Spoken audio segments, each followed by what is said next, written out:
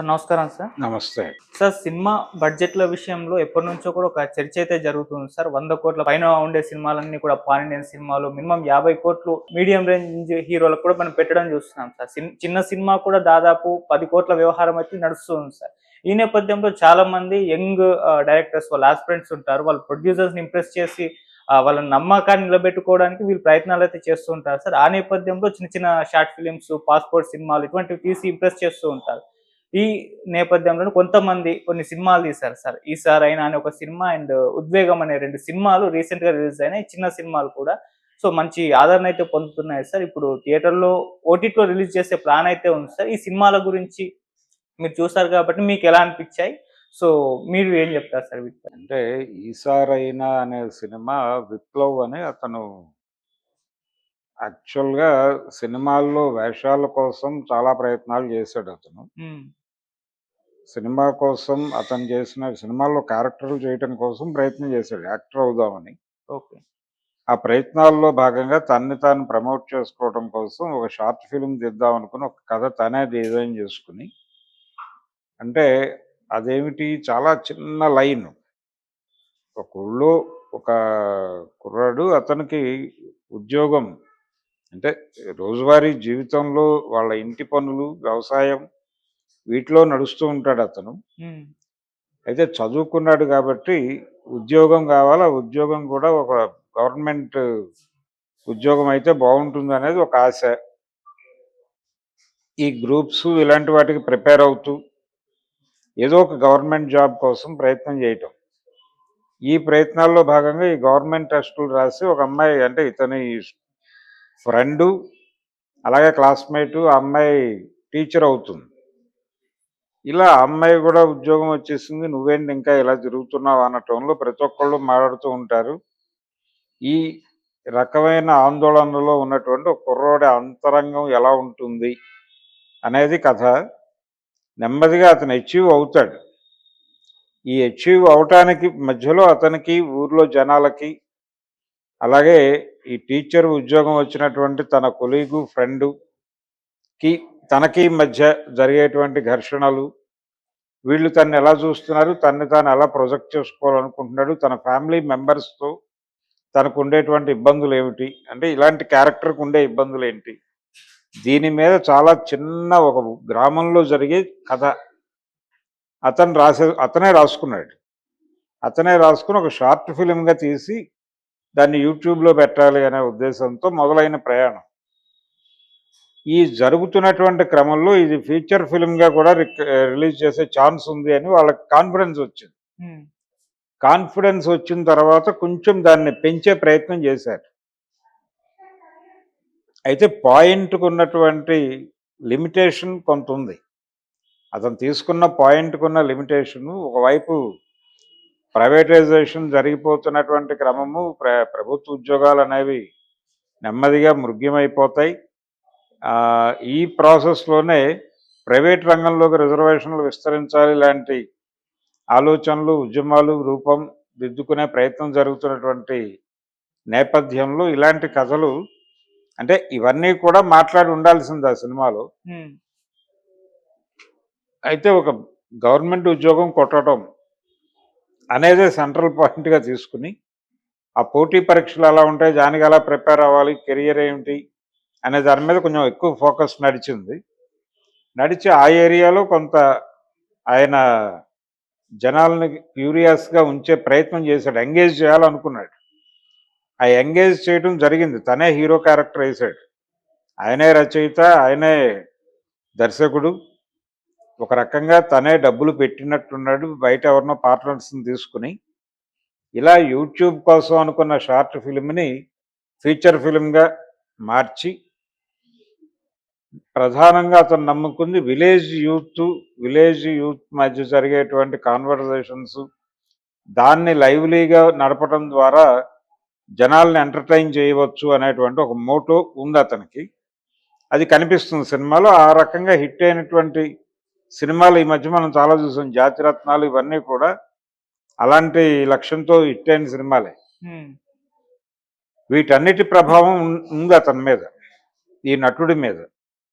So ఇతను నటుడిగాను, రచయితగాను, దర్శకుడిగాను తన్ని cinema ప్రపంచానికి పరిచయం చేసుకోవడం కోసం ఏం చేసావు నువ్వు ఇంతకుముందు అంటే, నేను ఆల్రెడీ ఈసారైనా అని ఒక సినిమా ఉమ్, చేశానండి, ఇదిగో ఇది కంటెంట్ అని చూపించుకోవటానికి ఒక పాస్పోర్ట్ ఫిల్మ్గా డిజైన్ అయిపోయింది. అది డిజైన్ అయింది, ఇప్పుడు ఓటీటీ కోసం ప్రయత్నాల్లో ఉన్నారు, మేబీ వర్కౌట్ అవ్వచ్చు. అయితే థియేటర్లో రిలీజ్ అయింది ఆ సినిమా, రిలీజ్ అయ్యి ఓ 4-5 రోజులు నడిచింది, కానీ భారీ వసూళ్ళేం కాదు. వచ్చిన ప్రేక్షకులు పర్వాలేదు అన్నారు తప్ప అద్భుతం అనలేదు. అంటే అనకపోవడానికి రకరకాల రీజన్స్. అయితే తనకున్న బడ్జెటరీ లిమిటేషన్స్లో తను అనుకున్న కథని తను అనుకున్న పద్ధతిలో ఎగ్జిక్యూట్ చేయగలిగాడు అతను. ఓకే. నిజానికి అంతకంటే మంచి కథ అనుకుని ఉండొచ్చు.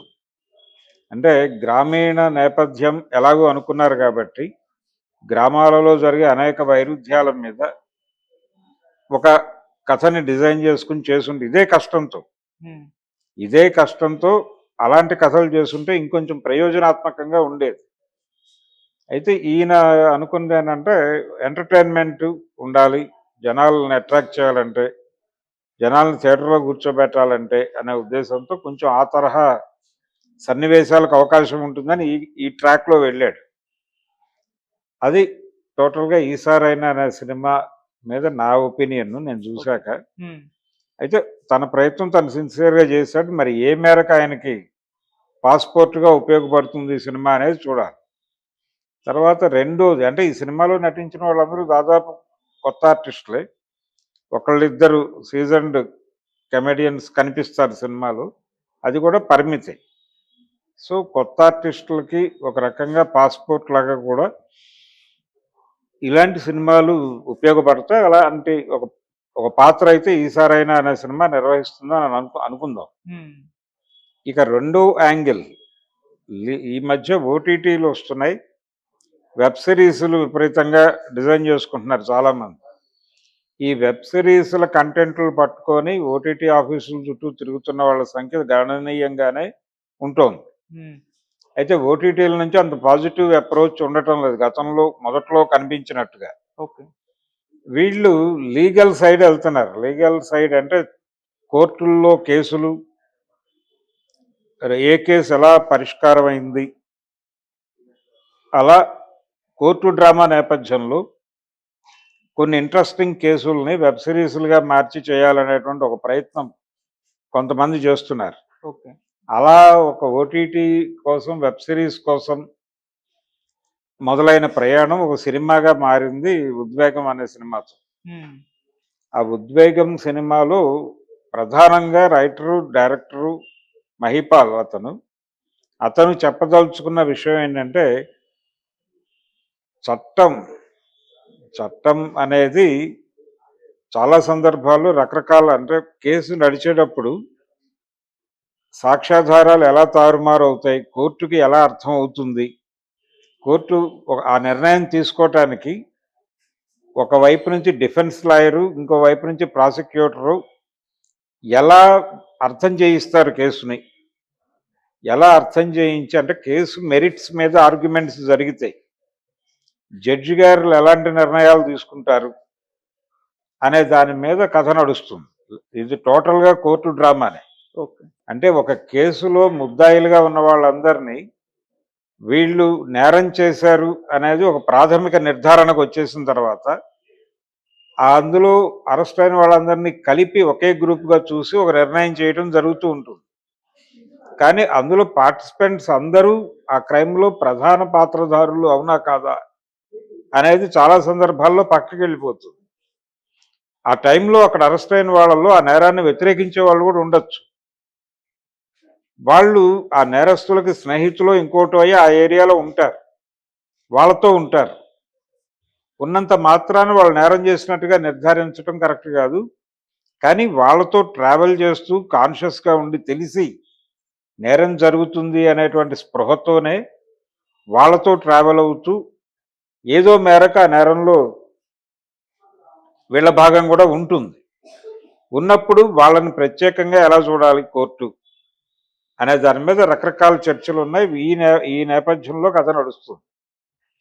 అది కోర్టు డ్రామా తీసుకున్నాడు ఆయన. ఒక నోన్ ఆర్టిస్టులను చాలా మందిని తీసుకున్నాడు. నోన్ ఆర్టిస్టులను ఎందుకు తీసుకున్నాడు? శివకృష్ణ గారు ఉన్నాడు ఆ సినిమాలో. పరుచూరు గోపాలకృష్ణ గారు ఒక పాత్ర పోషించారు. అలాగే శ్రీకాంత్ అయ్యంగార్ ఈ మధ్య కాలంలో కొంచెం చర్చనీయాంశం అవుతున్నటువంటి నటుడాయి, రకరకాల కాంట్రవర్సీలతో. సో తను కూడా ఉపయోగపడతాడు. అంటే వీళ్ళందరినీ ఎందుకు పెట్టే డైరెక్టర్ అంటే ఈ సినిమా గురించి జనాల్లోకి తీసుకెళ్ళడానికి ముఖాలు కావాలి. ఆ ముఖాలుగా వీళ్ళందరూ ఉపయోగపడతారనే ఉద్దేశంతో తీసుకున్నారు. అలా చాలా వరకు నోన్ ఆర్టిస్టులు కనిపిస్తారు ఈ సినిమాలో. కానీ ఇది కూడా పాస్పోర్ట్ సినిమానే. దీనికి అంటే సినిమా ఒకే సెట్లో జరుగుతుంది కాబట్టి ఖర్చు తగ్గి ఉంటుంది. తక్కువ ఖర్చులో ఎఫెక్టివ్గా కథ చెప్పడానికి, జనాలను అట్రాక్ట్ చేయడానికి కోర్టు హాల్ డ్రామాలు చాలా ఉపయోగపడతాయని ఒక అభిప్రాయం చాలామందికి. మరాఠీలో వచ్చిన కోర్టు సినిమా నుంచి ఈ రకమైన ఆలోచనలు మొదలైనవి. మొదలయ్యి చాలా కేసులు పరిశీలించి బహుశా చాలామంది న్యాయవాదులతో కూర్చుని ఉంటారు. అలా కోర్టులో ఉన్నటువంటి రకరకాల కొంచెం సెన్సేషనలైజ్ అయిన కేసుల నుంచి కొంత అవుట్పుట్ తీసుకుని ఈ కథను డిజైన్ చేసుకున్నాడు ఆయన. ఇది మహిపాల్ రెడ్డి అనేటువంటి డైరెక్టర్. అతను యంగ్ డైరెక్టరు, యాస్పిరెంటు, సినిమా రంగంలో ఎదగాలి అనేటువంటి తాపత్రయంతో ఇది ఒక పాస్పోర్ట్ ఫిల్మ్గా డిజైన్ చేసి తీశాడు. అది ఈరోజు రేపు రిలీజ్ కాబోతోంది. రిలీజ్ అయిన తర్వాత జనాలు ఎలా రియాక్ట్ అవుతారనేది వేరే గొడవ. తెలంగాణ స్లాంగ్లో నడుస్తుంది సినిమా అంతా. తెలంగాణ నేపథ్యంలోనే నడుస్తుంది కథ. ఈ విషయంలో డైరెక్టర్ రాజీ పడలేదు. తనకి కావాల్సిన అవుట్పుట్ తీసుకోవడానికి తన వంతు కృషి చేశాడు. కాకపోతే లిమిటేషన్స్ ఉన్నాయి, బడ్జెటరీ లిమిటేషన్స్. అందుకని కాకపోతే సినిమాకి సంబంధించి, మేకింగ్కి సంబంధించి జరిగిన ఇబ్బంది ఏంటంటే కథ డిజైనింగ్లోనే కొంచెం అంటే జనాలకి వాళ్ళ ఊహించుకుని తెలుసుకోవటానికి అవకాశం కల్పిస్తూ కథను నడపడం ఒక పద్ధతి, డైరెక్టర్ గారు తనే చెప్పడం ఒక పద్ధతి. దానిలో ఇతను మొదటి మార్గాన్ని ఎంచుకున్నాడు. అంటే ప్రేక్షకులు ఊహించుకోవడానికి అవకాశం కల్పించేలాగా మన కథ ఉండాలి అని అనుకుని అలా డిజైన్ చేశాడు. కానీ కొంత ప్రపంచానికి చెప్పాల్సిన అవసరం ఉంటుంది. ఆ చెప్పాల్సింది దాచిపెట్టి చెప్పక్కర్లేదు. ఓపెన్గా మాట్లాడే అంశాలు కొన్ని ఉంటాయి, వాటిని కూడా మర్మగర్భంగా చెప్పే ప్రయత్నం చేశాడు ఇతను. అలా అక్కర్లేదు, ఓపెన్గా చెప్పచ్చు. దానికి తగ్గ స్కోప్ ఉంది దీనిలో. అంటే ఫస్ట్ హాఫ్లో కొంత లాగ్ ఉంది. ఆ ప్లేస్లో దీన్ని పేస్ట్ చేసి ఉంటే ఈ అభిప్రాయాలని సినిమా ఇంకొక లెవెల్లో ఉండుండేది. కాకపోతే ఒక నిజాయితీతో చేసిన ప్రయత్నం అది. ఉద్వేగం అనే సినిమా నిజాయితీతో జరిపినటువంటి ఒక ప్రయత్నం. అది థియేటర్లో రిలీజ్ అవుతోంది. ఏ మేరకు జనాల్ని కనెక్ట్ చేసుకుంటుంది అనేది చూడాలి. కంటెంట్ బాగుంటే జనాలు భుజాన్ని వేసుకుంటున్నారు, అది కనిపిస్తోంది. ఈ మధ్య కా అనే సినిమా అలాగే జరిగింది. ఆ టైంలో రిలీజ్ అయిన ఇంకొక సినిమా, అంటే 2 సినిమాలు ఉన్నాయి. లక్కీ భాస్కర్ ఉంది, తర్వాత అమరన్ ఉంది. ఆ సినిమాలకు ఒక భిన్నమైన నేపథ్యం ఉంది. అందులో ఉన్న ఆర్టిస్టులు, ఆ గొడవ వేరు, ఆ బ్యానర్లు వేరు. తద్వారా అవి ఆటోమేటిక్గా ప్రమోట్ అయినాయి. కానీ ఇక్కడ ఈ సినిమాకి సంబంధించి అటువంటి బ్యానరు, జనాలకు కనెక్ట్ అయ్యేటువంటి డైరెక్టరు, జనాలకు కనెక్ట్ అయ్యేటువంటి హీరోలు వీళ్ళెవరు లేరు. అయినప్పటికీ కొంత ఎంగేజింగ్గా నడపడం ద్వారా జనాలను అట్రాక్ట్ చేసే ప్రయత్నం అయితే చేశాడు. ఏ మేరకు జనాలను ఆకట్టుకుంటుంది అనేది చూడాలి. ఈ సినిమా ఇది కూడా ఓటీటీకి వెళ్ళిపోతుంది బహుశా. నేను అనుకోవటం అది కూడా కొద్ది రోజులు నడుస్తుంది. అయితే ఈ కోర్టు డ్రామాని ఇంకొంచెం ఇంట్రెస్టింగ్గా నడపచ్చు. కాకపోతే దర్శకుడిగా తనకున్న పరిమితులు, ప్రొడ్యూసర్కి ఉన్న పరిమితులు గుర్తెరిగి ప్రాజెక్ట్ బయటకు రావటమే లక్ష్యంగా ఈ పని చేశాడు ఆ డైరెక్టర్ అనేది అర్థమవుతుంది ఆ సినిమా. అలా ఈ 2 పాస్పోర్ట్ సినిమాలు, ఇలాంటి పాస్పోర్ట్ సినిమాలు